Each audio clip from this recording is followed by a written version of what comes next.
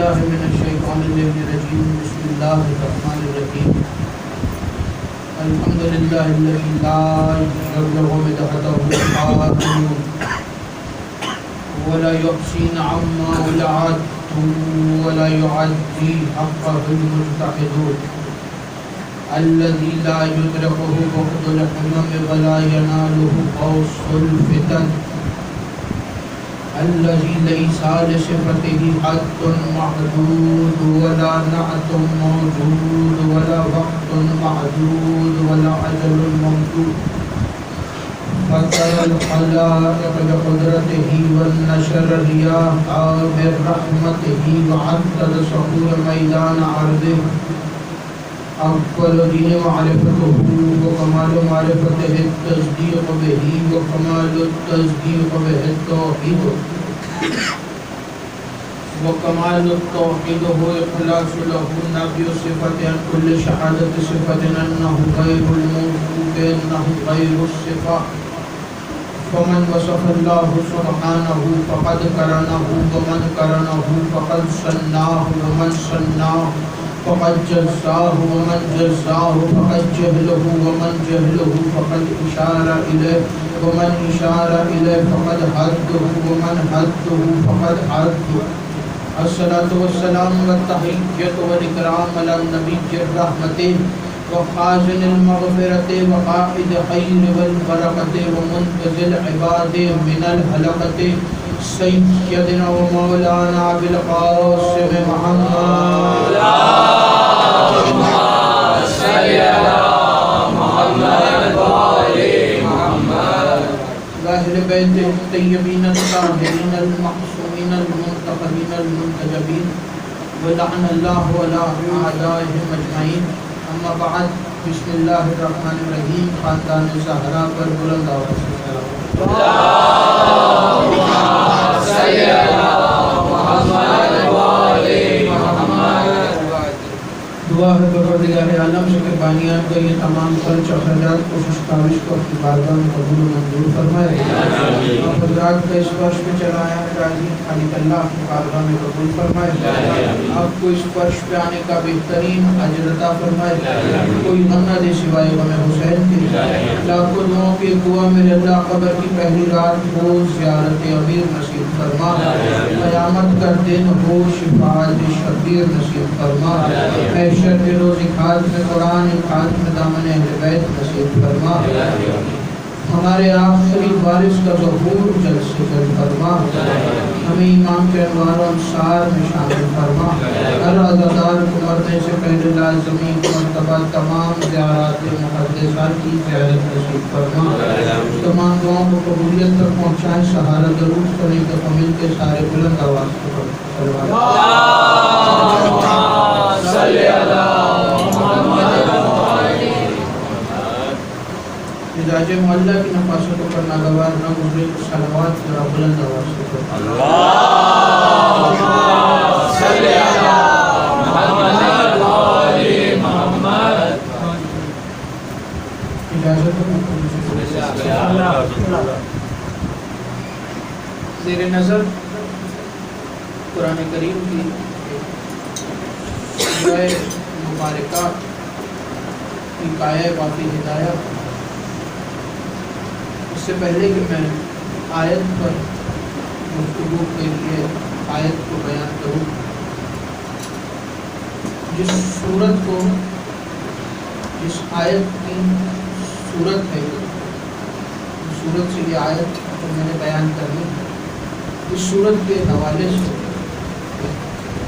جو باتیں ہیں وہ آپ کے حوالے اس کے بعد جب آیت اور آیت کی ترجمہ پھر وقت بچا تو بات آگے بڑھنے کی مسائل کی طرف سورہ مبارکہ اعراف قرآن کریم کا ترتیب تلاوت کے حساب سے 7واں سورہ توجہ مکمل طور پر میری طرف رکھیے گا بات سمجھ میں آئے تو اتنا ضرور بولیے گا کہ مجھے پتہ چل جائے کہ میرا خطاب شکیفہ کے امیروں سے نہیں قدیر کے فقیروں سے سورہ مبارکہ اعراف ترتیب تلاوت کے حساب سے قرآن کریم کا 7واں سورہ، 7 نمبر سورت۔ جیسے قرآن کی کچھ صورتیں، توجہ رکھیے گا، قیامت بھی آ کے گزر جائے تو آپ نے ادھر ادھر کی میری طرف دیکھیں۔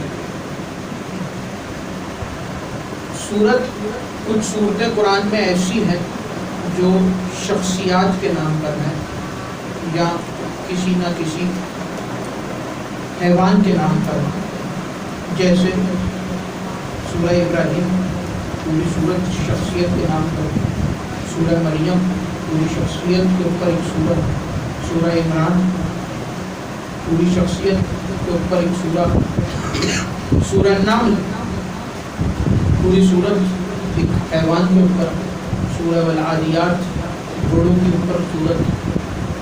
اسی طرح جس سورت کی میں بات کر رہا ہوں یہ نہ تو کسی شخصیت سے منسوب ہے نہ کسی حیوان سے منسوب ہے، لیکن یہ سورہ ایک جگہ کے نام پر آیا، توجہ رکھیے، یہ سورہ ایک جگہ کے نام پر آیا، اعراف، اور یہ جگہ اس دنیا میں نہیں، توجہ، یہ جگہ اس دنیا میں نہیں، یہ جگہ آخرت میں موجود ہے، محشر میں موجود ہے، قیامت کے بعد یہ جگہ نظر آئے گی، اس سے پہلے یہ جگہ نہیں ملے گی۔ اعراف قیامت کے بعد ہے، اور خدا نے اسی صورت کے اندر اعراف کا تعارف کرواتے ہوئے بتایا کہ اعراف، توجہ رکھیے گا، ایک بلندی کی جگہ ہے، اعراف ایک بلندی کی جگہ ہے جہاں کچھ مردان خدا پائے جاتے ہیں، کچھ مردان خدا پائے جاتے ہیں، کچھ لوگ پائے جاتے ہیں، توجہ رکھیے گا اگلی بات پر۔ اسی کے آگے اللہ نے فرمایا کہ وہ کچھ لوگ قیامت میں محشر والے روز، حشر والے روز کھڑے ہر شخص کو، ہر حیوان کو اس کے چہرے سے جانتے ہیں۔ وہ کچھ لوگ جو اعراف پر موجود ہیں وہ قیامت میں موجود ہر شخص کو اس کے چہرے سے جانتے ہیں۔ قیامت میں کون نہیں ہوگا؟ جو اس دنیا میں ہے سب قیامت میں ہوگا۔ تو وہ جو اعراف پر موجود ہیں، جو کچھ مردان خدا ہیں، کچھ رجال ہیں، وہ ہر فرد کو اس کے چہرے سے جانتے ہیں۔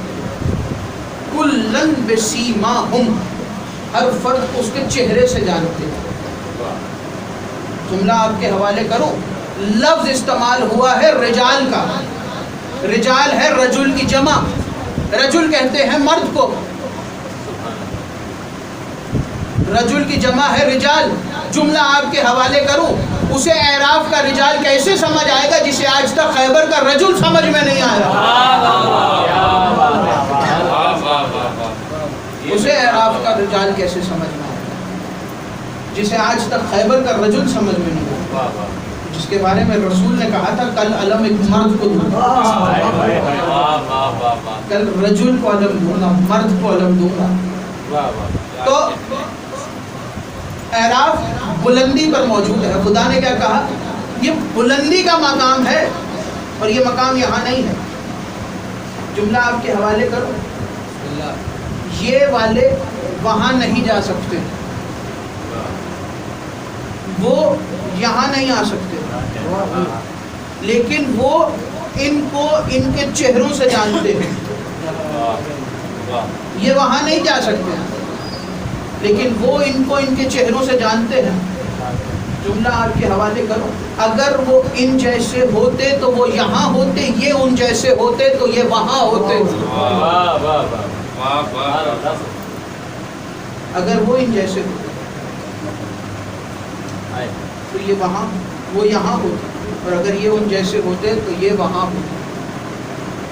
تفسیر سے پوچھا کہ اعراف کے مقام پر یہ جو مردان خدا ہیں یہ ہیں کون ہیں؟ توجہ، اعراف کے مقام پر جو مردان خدا ہیں یہ ہے کون ہے؟ تو ہر مکتب کی تفسیر نے لکھا اور اہل سنت تفسیر میں بھی یہ موجود ہے کہ رسول سے پوچھا گیا کہ یا رسول اللہ یہ بتائیے کہ اعراف کے مقام پر جو اللہ کہہ رہا ہے کچھ مردان خدا موجود ہے، وہ مردان خدا کون ہے؟ نام آپ کے حوالے کروں؟ رسول نے کہا علی، حمزہ، جعفر طیار۔ جعفر طیار، حمزہ، علی، یہ لوگ ہیں جو لوگوں کو ان کے چہروں سے جانتے ہیں۔ پوچھنے والے نے کہا یا رسول اللہ یہ کیسے ہے کہ وہ ان کو جانتے ہیں ان کے چہروں سے؟ رسول نے کہا ہاں وہ ان کو جانتے ہیں ان کے چہروں سے، اسی لیے تو جانتے ہیں کہ وہ یہ جانتے ہیں کہ ان میں دشمن کون ہے اور دوست کون ہے۔ وہ یہ جانتے ہیں کہ ان میں دشمن کون ہے اور چاہنے والا کون ہے، ماننے والا کون ہے اور نہ ماننے والا کون ہے۔ یہ تھی سورت کا ایک مختصر سا تعارف اس پوری سورت کا۔ آیت جو زیر نظر ہے، توجہ رکھیے، یہ آیت آپ نے پہلے بھی سنی ہے اور اکثر علماء اس آیت کو اپنے خطبے میں تلاوت کرتے ہیں۔ سنی سب نے ہے، پڑھی سب نے ہے، اور صرف علماء کے خطبے میں ہی سنتے بلکہ اکثر زیارات کے اندر زیارات کے آداب میں بھی پڑھی۔ توجہ رکھیے، یہ آیت اکثر علماء کے خطبے میں بھی موجود ہے، ہمارے ہاں زیارات کے آداب میں بھی موجود ہے، نجف اشرف اور کربلا کی زیارات کے آداب میں موجود ہے۔ یہ آیت پڑھی سب نے ہے لیکن معلوم کسی کسی کو ہے کہ یہ آیت ہے۔ یہ آیت قرآن میں موجود ہے، سورہ اعراف اللہ نے کہا الحمد بسم اللہ الرحمن الرحیم الحمدللہ الذی ہدانا لہذا وما كنا لولا ان ہدانا اللہ۔ توجہ، حمد ہے اس اللہ کی کہ جس نے ہدایت کی ہماری اس کی طرف، جس نے ہماری ہدایت کی اس کی طرف۔ اگر وہ ہماری ہدایت نہ کرتا تو ہم اس کی طرف نہیں آ سکتے تھے، ہم ہدایت یافتہ نہ ہوتے اگر وہ ہماری ہدایت نہ کرتا۔ حمد ہے اس اللہ کی جس نے ہماری ہدایت کی اس کی طرف۔ اس سے پہلے کہ آیت کی تفسیر میں جاؤں ایک حدیث آپ کے حوالے کرنی ہے، اور یہ بھی اہل سنت کی کتابوں میں اور معتبر کتابوں میں لکھی ہے، چاہے 1400 سال گزر جائیں، چاہے 14 لاکھ سال گزر جائیں، اس حدیث کا کوئی انکار نہیں کر سکتا، اور جس کتاب میں موجود ہے اس کتاب کا بھی کوئی انکار نہیں کر سکتا۔ کتاب کا نام ہے صحیح مسلم، اہل سنت کی سب سے بڑی حدیثوں کی معتبر کتابوں میں سے صحیح مسلم اور صحیح بخاری۔ کسی نے حضرت رسول کے صحابی حضرت زید ابن ارقم رضی اللہ تعالی عنہ سے پوچھا، حدیث آپ کے حوالے اسی آیت کے ذیل میں پوچھا۔ حضرت زید ابن ارقم صحابی رسول رضی اللہ تعالی عنہ سے کسی نے پوچھا کہ یہ بتائیے تطہیر کے اور خمس کے مسئلے میں، اس آیت کے ذیل میں پوچھا کہ یہ بتائیے کہ اہل بیت میں کون کون شامل ہے۔ حضرت زید بن ارقم سے پوچھا کہ یہ بتائیے کہ اہل بیت میں کون کون شامل ہے۔ انہوں نے اس بات پر بحث ہی نہیں کی، بس ایک جملہ کہا، اور وہ جملہ ایسا ہے کہ اس جملے کو کوئی قیامت تک نہیں جھٹلا سکتا۔ صحابی رسول حضرت زید بن ارقم سے کہا یہ بتائیے اہل بیت میں کون کون شامل ہے، کیا ازواج رسول بھی اہل بیت میں شامل ہے، کیا اولاد بھی اہل بیت میں شامل ہے، بتائیے اہل بیت میں کون شامل ہے۔ تو حضرت زید بن ارقم نے ایک ہی جملہ کہا کہ دیکھو اہل بیت میں وہ شامل ہے جس پر صدقہ حرام ہے۔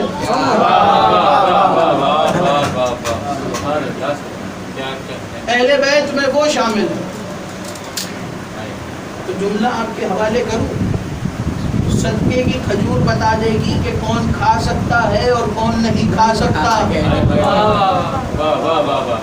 حضرت زید ابن ارقم، حدیث یاد رکھیے اور آیت بھی ذہن میں رکھیے۔ تفسیر رسول نے کیا آیت ہے؟ کہ حمد ہے اس اللہ کہ جس نے ہماری ہدایت کی اس کی طرف، ہماری ہدایت کی اس کی طرف. یہ آیت کب اور کیوں رسول نے کہی آپ کے حوالے کروں. رسول نے غدیر کے میدان میں جب علی کا بازو پکڑ کے کہا من کنتو مولا ہو فہذا علی مولا.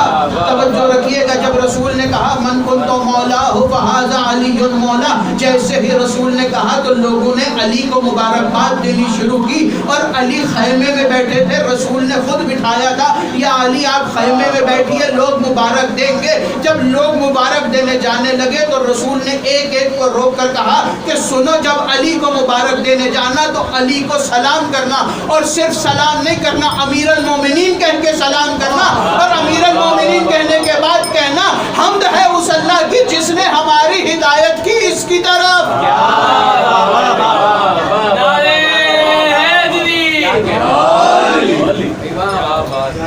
حمد ہے اس اللہ کی جس نے ہماری ہدایت کی اس کی طرف.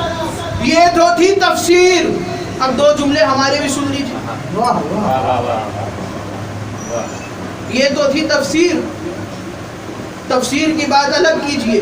میں نے جملہ کہا تھا کہ یہ آیت اکثر مقامات پر زیارت پہ بھی پڑھی جاتی ہے. نجف اشرف اور کربلا کی زیارت میں یہ آداب میں موجود ہے کہ جب بھی دروازہ امیر المومنین پر جانا اور دروازہ روزہ سید الشہداء پہ جانا تو دونوں کے دروازے پر کھڑے ہو کے اس آیت کی تلاوت کرنا. الحمدللہ الذی ہدانا لہذا. حمد ہے اس اللہ کی جس نے ہماری ان کی طرف ہدایت کی.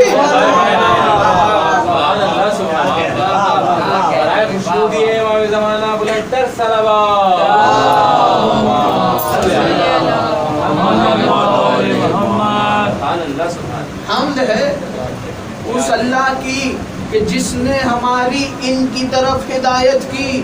اللہ نے ہدایت کی. آج تک تو یہی مشہور تھا کہ اہل بیت اس کی طرف ہدایت کرتے ہیں. اللہ کہہ رہا ہے کہ اس نے ان کی طرف ہدایت کی. مشہور یہی تھا علی ہدایت کرتے ہیں اللہ کی طرف. اللہ کہہ رہا ہے اللہ ہدایت کرتا ہے علی کی طرف. تو جملہ آپ کے حوالے کروں، جب اللہ خود ہمیں علی کی طرف بھیج رہا ہے تو پھر علی کو ماننا شرک کیسے ہو گیا؟ جب اللہ خود علی کی طرف بھیجا. الحمدللہ ہدانا لہذا. حمد ہے اس اللہ کہ جس نے ہماری ہدایت کی اس کی طرف. اور جملہ آپ کے حوالے کروں، آیت میں ایک لفظ استعمال ہوا ہے لہذا کا. یہ لہذا بالکل ہی ویسا ہے جیسے رسول نے کہا تھا فہذا. اللہ نے آیت میں کہا، رسول نے حدیث میں کہا. تو جیسے فہذا کا مطلب علی ہے ایسے ہی لہذا کا مطلب بھی علی ہے. فہذا علی. الحمدللہ الذی ہدانا لہذا. حمد ہے اس اللہ کی جس نے ہماری ہدایت کی ان کی. خدا سب کو زیادہ نصیب فرمائے. آیت کی تفصیل بہت طویل ہے. زندگی رہی تو ایام فاطمیہ کی مجلس میں یا اس کے علاوہ کبھی زندگی رہی موقع ملا تو مکمل تفسیر اور تفصیل آپ کے حوالے کروں گا. اسی صورت کے اندر ایک آیت اور موجود ہے اور وہ آیت جناب سیدہ کے حوالے سے. زندگی رہی تو ایام فاطمیہ میں اس کی تفسیر اور تفصیل. رسول نے جہاں موقع ملا اہل بیت کی شان بیان. اللہ کو جب موقع ملا ان کی شان میں آیت نازل کی. اسی لیے تو لوگ کہتے تھے یہ کیا بات، ہر آیت ان کی شان میں اترتی ہے، ہر آیت ان کی شان میں اترتی ہے. ایسا لگتا ہے پورا قرآن ہی ان کی شان میں اتر رہا ہے. جیسے کہ آیت انما یرید اللہ یذهب عنکم الرجس اہل البیت ویطہرکم تطہیرا. اہل بیت کی شان انما ولیکم اللہ ورسولہ والذین آمنوا الذین یقیمون الصلاۃ ویؤتون الزکاۃ وهم راکعون. اہل بیت کی شان ہے. اور اسی قرآن میں اللہ نے کہا کہ ہمیں کوئی اجر نہیں چاہیے سوائے اہل بیت کی مودت کے، اقربا کی مودت کے. اجر اور نہیں چاہیے، صرف اہل بیت کی مودت. ایک جملہ مودت پہ سن لیجئے. تعریف میں 3 چیزیں ہیں، ایک محبت، ایک عشق اور ایک مودت. یہ فرق کیا ہے؟ محبت، کسی چیز سے محبت ہو، توجہ رکھیے گا، کسی چیز سے محبت ہو، اگر وہ چیز گم جائے تو کچھ عرصہ اس کا غم رہتا ہے کہ گم جائے، لیکن اس جیسی دوبارہ کوئی چیز آ جائے تو پھر پرانی چیز بھول جاتی ہے. یہ ہے محبت. ایک ہے عشق. عشق انسان کے بس کی بات ہے. عشق کیا ہی صرف حسین ہے، کیونکہ اگر کر سکتے تو انبیاء بھی پورا عشق کا امتحان دیتے. عشق کیا ہی حسین ہے. تیسری اور آخری چیز ہے مودت. مودت کیا ہے؟ مچھلی کو پانی سے مودت ہے، پانی کے بغیر رہ ہی نہیں سکتی. اسی لیے خدا نے کہا اقربا سے مودت کرو تاکہ تم ان کے بغیر رہ ہی نہ سکو. اقربا سے مودت مانگی ہے، محبت نہیں مانگی. محبت اور شے ہے، مودت اور شے ہے.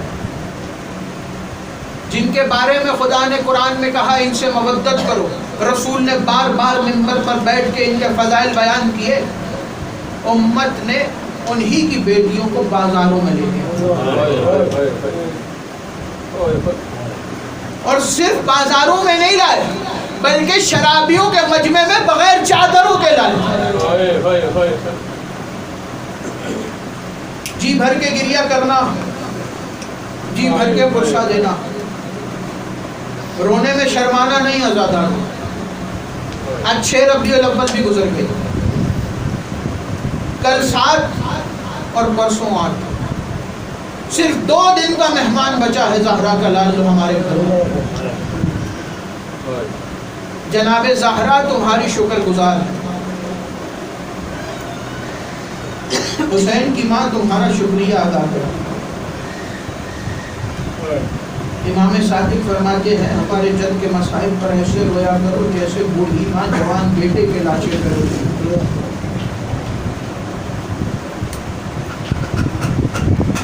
مصائب کے آغاز سے پہلے ایک دعا ہے، اور یہ دعا سب عزاداروں کو کرنی چاہیے کہ میرے اللہ اور مولا سے، بلکہ دعا سے پہلے بیوی سے اور مولا سے معافی مانگنی چاہیے. جناب زہرا سے رو رو کے کہنا چاہیے بیوی ہم معافی چاہتے ہیں اس لیے کہ ہم آپ کے لال کو رونے کا حق ادا نہ کر سکے. بیوی ہم معافی چاہتے ہیں کہ ہم آپ کے لال کے ماتم کا حق ادا نہ کر سکے. یہ رونا، یہ ماتم کرنا ایک بہن کی حسرت تھی. جب بہن نے ماتم کرنا چاہا بھائی کا تو ہاتھ بندھے ہوئے تھے. جب بہن نے بھائی کو رونا چاہا تو ظالم نے تازیانے مارے. اس لیے رونے میں شرمانا نہیں آتا. اگر اگلے برس بچے تو کوشش یہی ہوگی بیوی ہماری کہ ہم اس برس سے بہتر عزاداری کریں. اگر زندگی رہی تو کوشش یہی کریں گے کہ اگلے برس اس برس سے زیادہ بہتر رو سکیں، اگلے برس اس برس سے زیادہ بہتر ماتم کر سکے، اگلے برس اس برس سے زیادہ اچھی مجلسیں کر سکے. ہم حق ادا نہیں کر سکتے حسین کو رونے کا. یہ تو ایک ماں کو پرسہ دینا ہے. جی بھر کے گریا کرنا. تمہارے ہاتھ بندھے ہوئے نہیں, تمہارے ہاتھ ماتم کے لیے آزاد. تمہارے رونے پر تمہیں کوئی تماچے نہیں مارے. یہ حسین کی گھرانے کی قسمت تھی. بیٹی نے رونا چاہا تو باپ کے قاتل نے تماچے مارے, بہنوں نے رونا چاہا تو قاتل نے تازیانے مارے. اس گھرانے کی مصیبتیں بیان نہیں ہو سکتی. عزادارو, بچے جو اگلے برس تو ہم ہیں اور یہ غم ہے. گر نہ رہے تو اپنا یہ سلام آخر ہے. خدا کسی غم میں نہ رلائے سوائے غم حسین کی. جس کی جو حاجت ہے اپنے دل میں رکھ لینا اور جی بھر کے گریا کرنا. ہاں عزادارو, رونے میں شرمانا نہیں, اس لیے کہ اگلے برس وہی روئے گا جو موجود ہوگا. میں تو اکثر کہا کرتا ہوں نا کہ اپنی ہر مجلس کو آخری مجلس سمجھ کے رویا کرو, اس لیے کہ کل کا زندگی کا کچھ پتہ نہیں. اگلی مجلس میں وہی روئے گا جو موجود ہوگا. ہاں عزادارو, اس گھرانے کو کیوں رونا ہے؟ دنیا ہم پہ اعتراض کرتی ہے نا کہ یہ روتے کیوں ہیں. میں کہتا ہوں ہم مر کیوں نہیں جاتے ہیں؟ اس لیے کہ ہمیں تو سن کے مر جانا چاہیے کہ حسین کے لاشے پر گھوڑے دوڑائے گئے. ہمیں تو سن کے مر جانا چاہیے کہ حسین کی لاش پر تیروں کی بارش ہوئی. ہاں عزادارو, بہنوں نے 1 سال کے بعد چہلم منایا. رہائی ملی.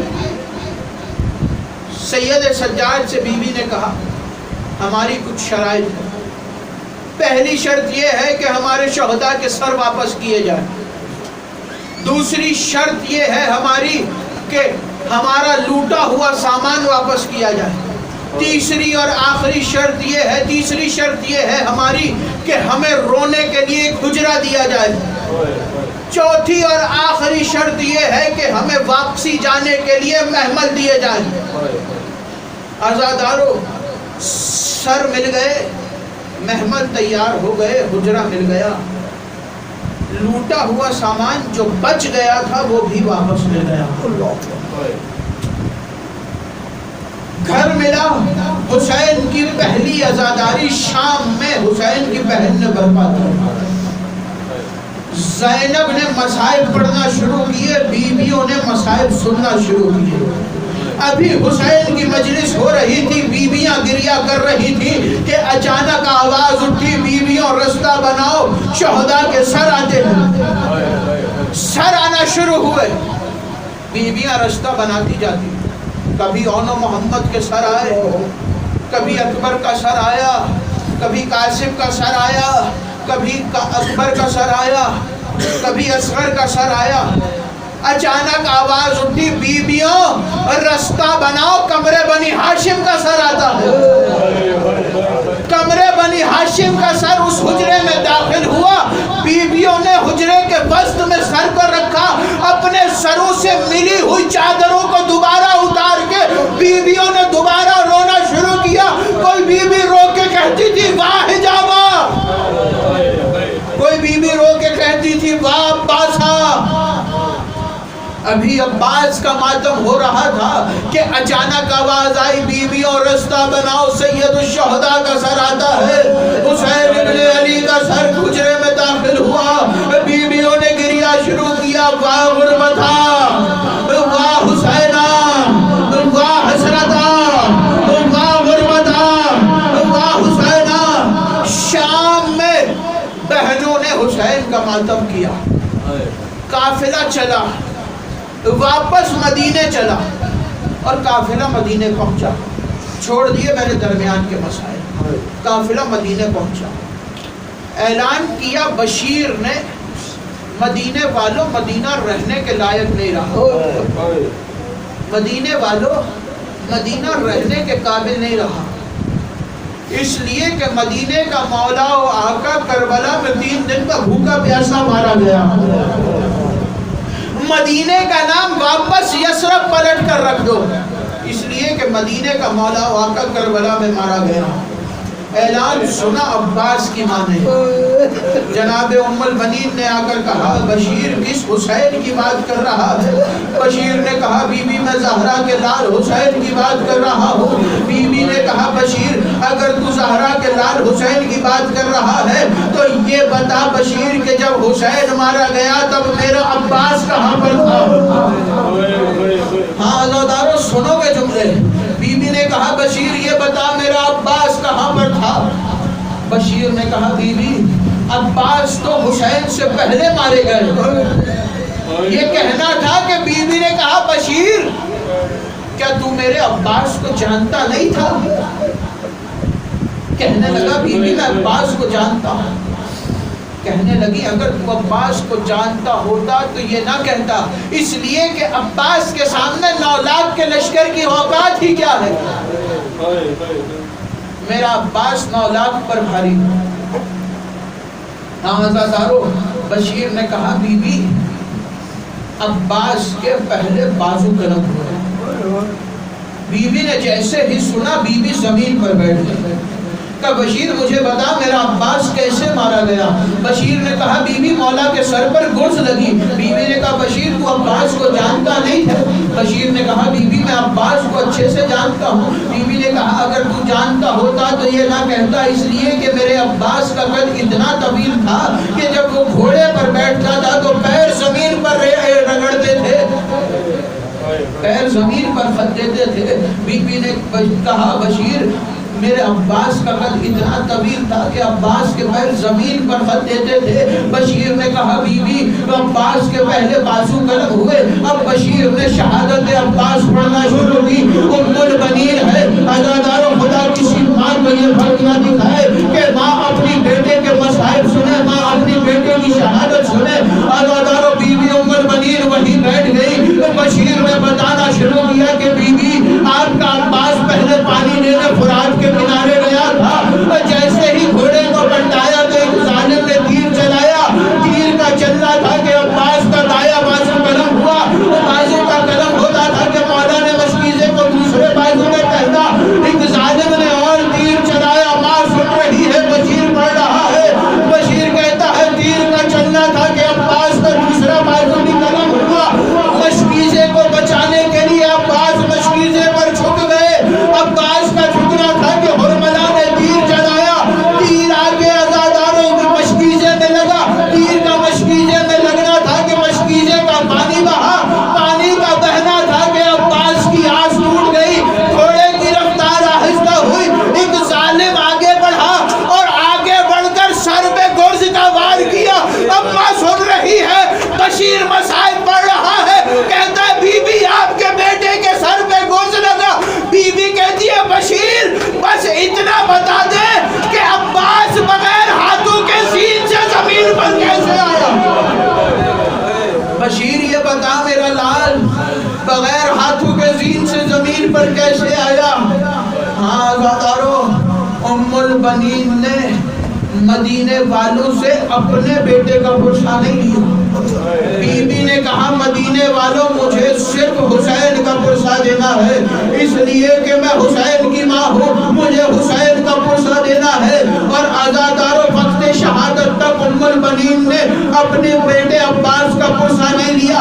جملہ سنو گے، تاریخ میں 2 مائیں گزری ہیں جنہوں نے اپنی اولاد کا پرسہ نہیں لیا بلکہ حسین ابن علی کا پرسہ لیا ہے۔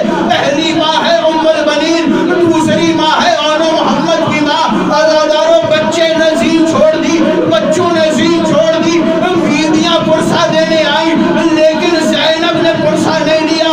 عزادارو قافلہ شام کی جانب چلا، زینب نے سارے رستے صرف حسین کا پرسہ لیا، آنو محمد کا پرسہ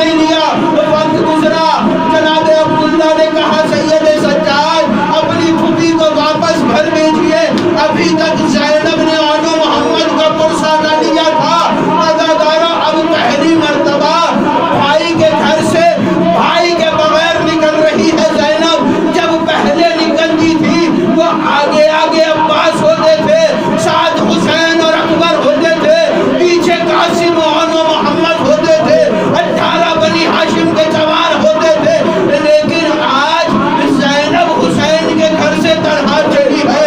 اور عزاداروں جب چلی اور اپنے گھر کے دروازے پر آئی، جس ماں نے ابھی تک بچوں کا پرسہ نہیں لیا تھا، آخر ماں تھی، ماں کو بچوں کا خیال آیا لیکن ابھی بھی کچھ بولی نہیں۔ جیسے ہی گھر میں داخل ہوئی، گھر میں ایک حجرہ نظر آیا، حجرے میں دو چھوٹے چھوٹے مسلے نظر آئے، مسلوں کو دیکھنا تھا، رو کے کہا اونو محمد تمہاری ماں تمہارے بغیر کیسے جیے، اونو محمد ماں کا دل اس گھر میں نہیں لگا۔ لعنت اللہ علی قوم الظالمین، ماتم حسین۔